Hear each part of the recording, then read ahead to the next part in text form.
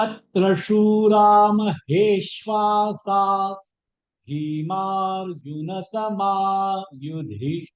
युयुधानो विराटश्च द्रुपदश्च महारथः धृष्टकेतुश्चेकितानः काशीराजश्च वीर्यवान् पुरुजित् कुन्तिभोजश्च शैब्यश्च नरपुङ्गवः युधामन्युश्च विक्रान्त उत्तमौजाश्च वीर्यवान् सौभद्रो द्रौपदेयाश्च सर्व एव महारथाः अस्माकं तु विशिष्टा ये तान्निबोधद्विजोत्तम नायका मम सैन्यस्य सैन्यार्थं तान् ब्रवीमि ते भवान् भीष्मश्च कर्णश्च कृपश्च समितिञ्जयः अश्वत्थामा विकर्णश्च सौमदत्तिस्तथैव च अन्ये च बहवः शूरा मदर्थे त्यक्तजीविताः नानाशस्त्रप्रहरणात् सर्वे युद्धविशारदाः अपर्याप्तं तदस्माकं बलं भीष्माभिरक्षितं पर्याप्तं त्विदमेतेषां बलं भीमाभिरक्षितम् अयनेषु च सर्वेषु यथा भागमवस्थिताः भीष्ममेवाभिरक्षन्तु भवन्तः सर्व एव हि तस्य संजनयन् हर्षं कुरु वृद्धः पितामहः सिंहनादं विनद्योच्चैः शङ्खं दध्मौ प्रतापवान् அந்த ஸ்லோகம் முடிச்சிருக்கோம். போன ஸ்லோகம் முடிக்கிறது 12வது ஸ்லோகத்துல வந்து சங்கம் அவங்க ஊதுற அதுக்கு அடுத்தது அது கேட்டு எல்லாரும் மகிழ்ந்து அடுத்த ஸ்லோகத்துல என்னென்ன பார்க்கலாம். ततःशङ्खाश्च भैर्यश्च पणवानकगोमुखाः सहसैवाभ्यहन्यन्त सशब्दस्तुमुलोऽभवत् ततः அதன் பிறகு சங்கு ச மற்றும் பேரிய குவளைகள் ச மற்றும் பணவ ஆனக தாரை தம்பட்டை கோமுகாக மாட்டின் கொம்புகள் போல இருக்கும் வாத்தியங்கள் சஹசா சகஜமா திடீரென்று ஏவ மற்றும் அப்யஹன்யந்த ஒரே நேரத்தில் சஷப்த சத்தம் போட்டு துமுலோ கொந்தளிப்பது கொந்தளிச்சு வருது அபவத் ஆனது என்ன சொல்றதுன்னா அதன் பிறகு சங்குகள் குவளைகள் தாரை தம்பட்டை மற்றும் மாட்டின் கொம்புகளின் சத்தம் திடீரென்று மற்றும் ஒரே நேரத்தில் எழுந்து கொந்தளித்தது. கௌரவர் படைத்தது சொல்லுங்க. ததஷங்காஷ்ச ததஷ ஷது சங்கல ஷங்க ஷங்கா இங்கு ஷங்காஷ்ச காஷ்ச खा मलकना आगतित च भेर्यश्च भे बेवेल भेर्य अपार करते यश्च पणवानक गोमुखाः पणवानक वान इडलिते पण नक एल्लाम इडलिते गो इडलिते मुखाः करेक्ट आगुत्तु सहसैवाभ्य सहसैवा सैवाल सैवाभ्य आमेಲೆ ಆಗತ್ತೆ ವಾಭ್ಯ ஹன்யந்த எல்லாமே ஆலத்துக்கு ஹன்யந்த சஷப்தஸ்து சஷப்த சப்தம் இல்ல சப்தம் சஷப்தஸ்துமுலோ பவத் துமுலோ பவத் கரெக்டாக ततशङ्खाश्च भैर्यश्च पणवानकगोमुखाः सहसैवाभ्यहन्यन्त सशब्दस्तुमुलो भवत् तथा शङ्खाश्च भैर्यश्च पणवानकगोमुखाः எல்லாமே சங்கம் தைரியம் தைரியம் வந்து ஒரு ட்ரம்பெட் மாதிரி கோவளைகள் பணுவானக ஓம்கா எல்லா தாரை தம்பட்டை ஓம்கா சத்தம் போட்டு பீஷ்மர் வந்து சங்க ஊதினொன்னு கௌரவருக்கெல்லாம் ஒரே உற்சாகம் போருக்கு ரொம்ப இதா இருக்கா ஆச்சரியமா இருக்கா இந்த பீஷ்மர் சங்க ஊதினொடனே அவளுக்கும் ஒரே இது வருது எல்லா சத்தம் கேட்கறது என்னடுன்னா எல்லா தார தம்பட்ட சங்கு எல்லாத்துக்கும் சேர்ந்து ஒரே இடத்துல ஒரே சமயத்துல சத்தம் கேட்கறது சகசைவாபியனா உடனே ஒரே சமயத்துல சகஜமா உடனே ஒரே சமயத்துல அபியந்தா அதாவது கௌரவ ஆர்மியும் ஒரே ஒரு ஜோஷ்ல சத்தம் போடுது இதுல வந்து கௌரவா சிந்து ஊதினா அப்படின்னு போடல கௌரவர்கள்லாம் இந்த மாதிரி தாரதம்பேட எக்ஷா அது மாதிரி போடல இந்த சத்தங்கள் வருது அப்படிங்கிறார் அந்த சத்தங்கள் வருது அப்படின்னோடனே அந்த மாதிரி எழுதிருக்காங்க சைஞ்சன் வேதவியாசம் எழுதுறது சகசைவா கௌரவா சத்தம் போட்டான்னு எழுதல சத்தம் வந்தது அப்படின்னு அது என்னன்னா அந்த அந்த சேனையில அவ்வளோ ஒரு ஜோஷ் வந்துருக்கு இந்த பீஷ்மரோட சத்தத்தை கேட்டோன்னு சங்கு சத்தம் கேட்டோன்னு எல்லாரும் சேர்ந்து ஒரே சமயத்துல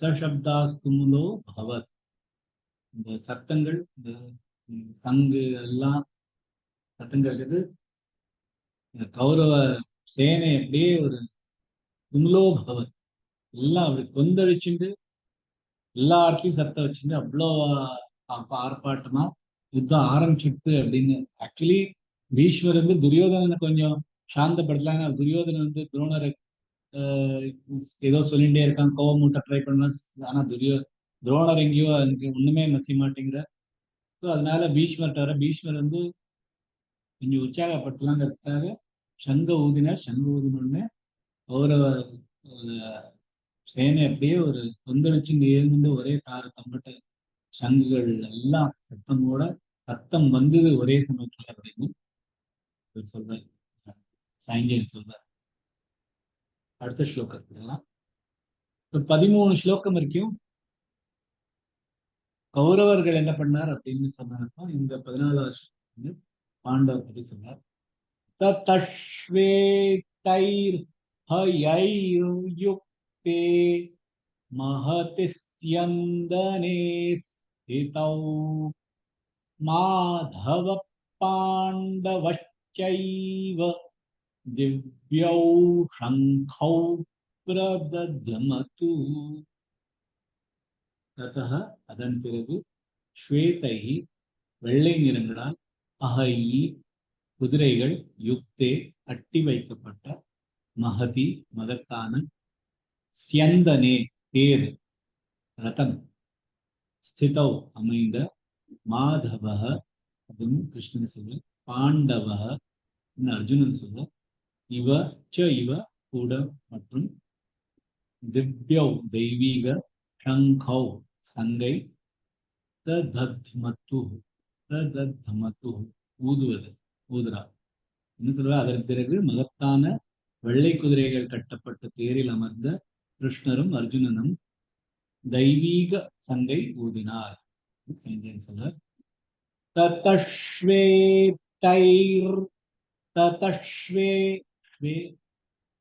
தைக்கு அப்புறம் ஒரு ரஃபா இருக்கு தைர் யைர் தைர் அஹைர்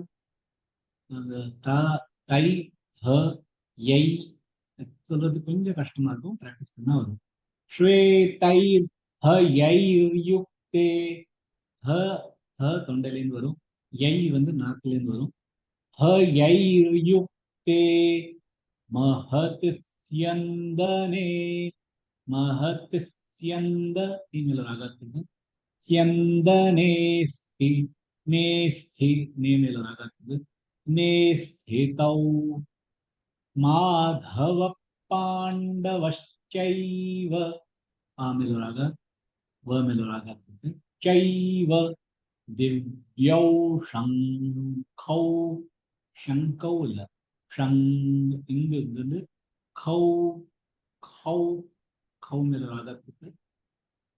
கௌ பிரதத்மதுஹு. பிரதத் முதல்ல தேடாது, பிரதத் இல்ல, பிரதத் தத் மதுஹு. மூணு ஸ்லோகம்.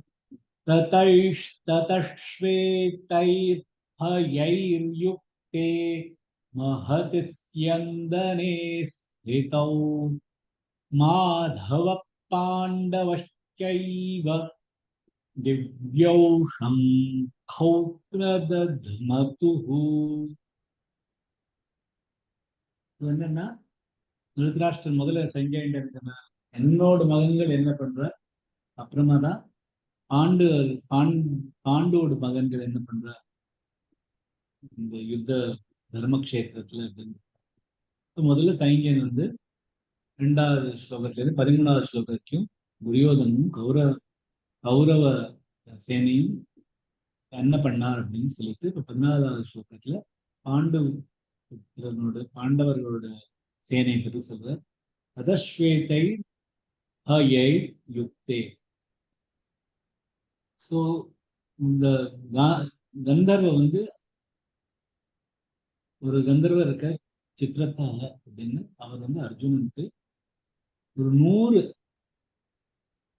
குதிரைகள் கொடுத்தார், தெய்வீக குதிரைகள்.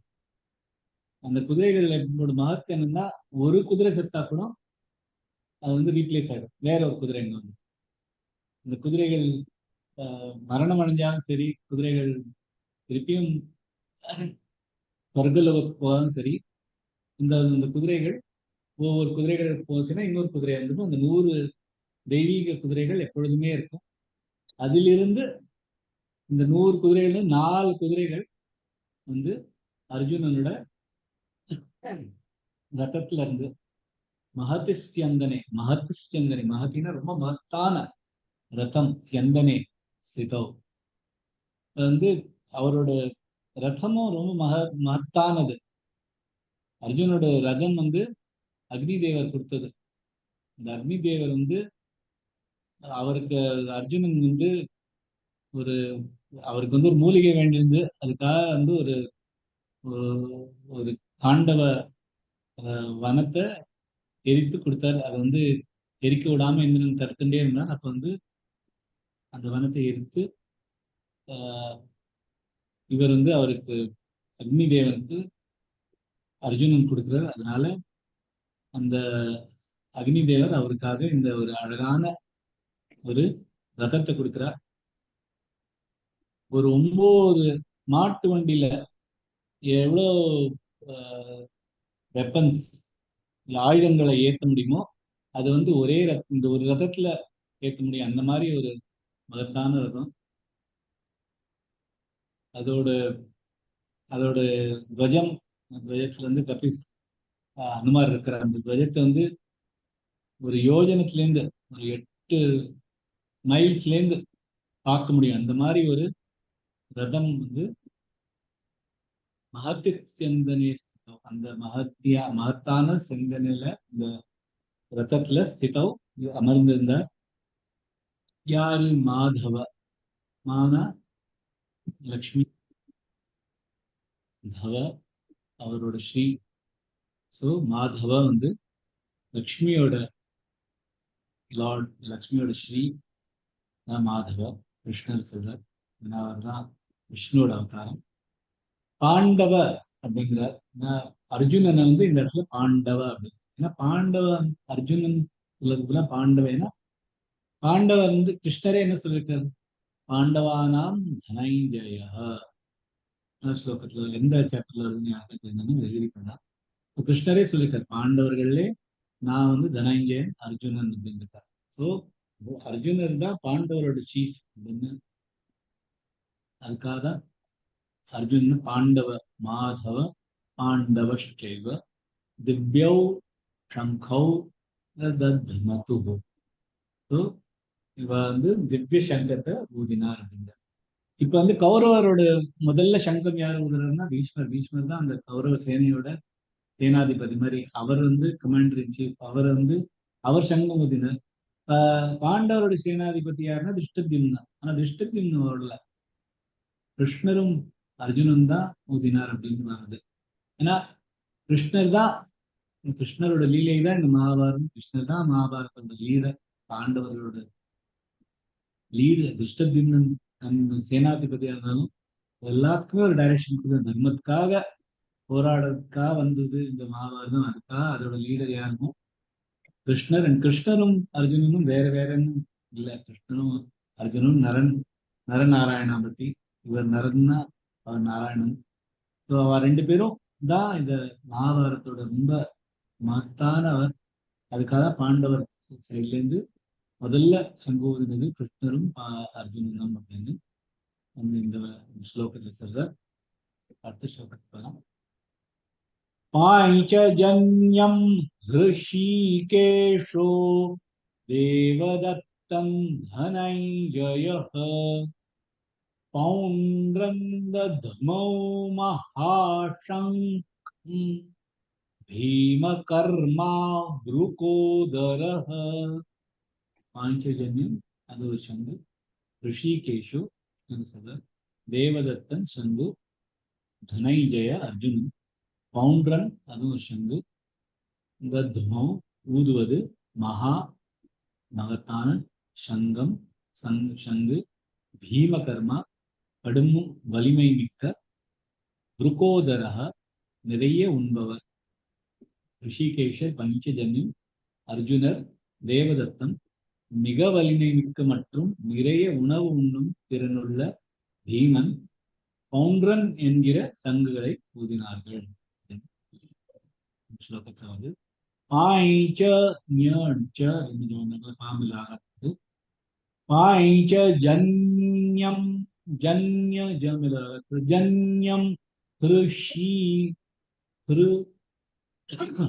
இல்ல ரிஷி ரிஷி இல்ல ஹிருஷிகேஷோ ஹிருஷி ரிஷி இல்ல ஹிருஷிகேஷோ தேவதத்தன் தனஞ்சயः பௌண்ட்ரன் பௌண்ட்ர பௌண்ட்ரன் தத்மௌ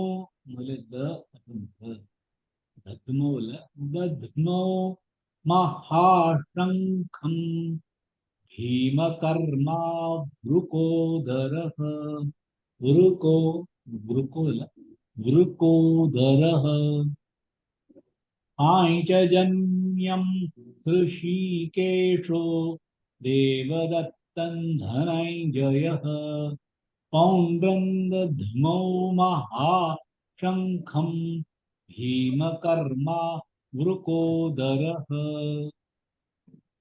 பஞ்சஜன்யம் ரிஷிகேஷா. ரிஷிகேஷனா நம்மளோட மனசு, நம்மளோட சென்சஸ், நம்மளோட இந்திரியங்கள் மேல ஒரு மாஸ்டரா இருக்கிறதா ரிஷிகேஷர். எல்லாரையும் ஆள்பவர் ரிஷிகேஷன். கிருஷ்ணர் தான் நம்மளோட மனசு, நம்மளோட புத்தி எல்லாருக்குமே கிருஷ்ணர் தான் ஆளுறார். அது நம்ம அறிஞ்சுட்டு இருந்தோம்னா நமக்கு ப்ராப்ளமே இல்லை. இதெல்லாம் நம்ம அதை கண்ட்ரோல் பண்றோம்னு நினைச்சதுனால தான் நமக்கே ஒரு ப்ராப்ளம் வருது. இது வந்து ரிஷிகேஷன். இவர் தான் நம்ம மனசையும் நம்ம உடம்ப நம்மளோட புத்தி எல்லாத்தையுமே ஆள்வது அவர் தான் அப்படின்னு நினைச்சிருந்தோம்னா நமக்கு பிரச்சனையே இருக்காது. ஸோ ரிஷிகேஷ பஞ்சஜன்யம் வந்து அவரோட சங்க. அது வந்து கிருஷ்ணருக்கு வந்து அவரோட குருவான சந்தீபனி கொடுத்தது. அதாவது சந்தீபனி வந்து அவரோட குழந்தை வந்து இதுல சமுத்திரத்துல விழுந்துட்டார் அப்படின்னு சொல்லி கிருஷ்ணர்கிட்டும் பலராமன் சொல்ற என்ன வந்து என்னோட பிள்ளைய காப்பாத்துங்கோ அப்படின்னு சொல்ற. அப்ப அந்த பிள்ளையை காப்பாத்துறதுக்காக சமுத்திரத்துல போனோம்னா அங்க வந்து பஞ்சஜன்யம்னு ஒரு அசுரன். அந்த அசுரன் வந்து ஒரு சங்கு மாதிரி போயிட்டு அதுக்குள்ள முடிஞ்சுன்றது. அந்த சங்கை வந்து அவரோட பிள்ளையான அவரோட பிள்ளையையும் அழைச்சிட்டு மேல வந்துடுவார். அதனாலதான் அந்த அந்த சங்கு வந்து அப்பல இருந்து பைஞ்சஜன்ய சங்கு இவர்கிட்ட கிருஷ்ணர்கிட்ட இருக்கு. பைஞ்சஜன்யம் வந்து 5 பூதங்கள்னால பண்ணது. எல்லாமே ஆகாசம், வாயு, அக்னி, தபஸ், நீர், பிருத்திவி, இந்த மாதிரி 5 பூதங்களால பண்ணது பைஞ்சஜன்யம். அந்த பைஞ்சஜன்ய சங்கு வந்து ரிஷிகேஷரான கிருஷ்ணர்கிட்ட இருந்து கிருஷ்ணர் ஊதினர். தேவதத்தம் தனஞ்சயா. தனஞ்சயவ தனம் தனத்தை வென்றவர். அவர் வந்து அவருக்கு இந்த பேர் வந்து அர்ஜுனனுக்கு வந்தது. ராஜசூய யஜ்யம் பண்றதுக்கு எல்லா எல்லா ராஜாக்களோட தனமும் அவர்கிட்ட வந்து அவர் மேல வெற்றி பெறணும்னு வந்ததுனால அவருக்கு தனஞ்சய அப்படின்னு ஒரு பேர் இருக்கு. இந்திரர் தான் இந்த சங்கை வந்து தேவதத்தன் கொடுத்த. இந்த சங்கு தேவதத்துங்கிற சங்கை அர்ஜுனன் கொடுத்தார். ஏன்னா அவர் வந்து நிவாட்டக்க வச்ச அப்படிங்கிற ஒரு ஒரு அசுரரை பண்றதுதான் அவருக்கு வந்து இந்த இந்த சங்கை இந்திரன் கொடுத்தார். தேவதத்தன் அதை வந்து தனஞ்சய ஊதினர். அதே மாதிரி பீமர் பீமர் வந்து பீம கர்மா அப்படிங்கிற பீம கர்மன் ரொம்ப பலசாலியான வேலைகள் எல்லாம் பண்றது. அவர் எவ்வளவோ அசுரர்களை தன் வெறுங்கையாலேயே அடிச்சு கொண்டு வதம் பண்ணியிருக்கார். இந்த மாதிரி ஒரு பீமன். அவரோட அவருக்கு வந்து நிறைய எவ்வளவு உணவு கொடுத்தாலும் அவரால் சாப்பிட முடியும். ஏன்னா அவர் வயத்துல விருக்க அப்படிங்கிற ஒரு அக்னி இருக்கு, ஸ்பெஷல் அக்னி. அந்த விருக்க வந்து எவ்வளவு வயத்துல எவ்வளவு உணவு போனாலும் அவரால் அதை டைஜஸ்ட் பண்ண முடியும். அதனால்தான் பீமரை விருக்கோதர அப்படின்னு பேர் கொடுத்திருக்கார். அவருக்கு இருக்கிற சங்கு பேர் பவுண்ட்ர. ஸோ அவர் கிருஷ்ணர் வந்து பஞ்சஜன்யம், அர்ஜுனர் வந்து தேவதத்தன், அப்புறம் பீமர் வந்து பவுண்ட்ர அப்படிங்கிற சங்குகளை ஊதினார்கள் அப்படின்னு 5ஆம் ஸ்லோகம் சொல்ல. அடுத்த ஸ்லோகத்துல இருந்து பாக்கி பாண்டவ சேனை என்ன பண்ணுது அப்படின்னு இதோட இன்னைக்கு இன்னையோட 5ஆம் கிளாஸ்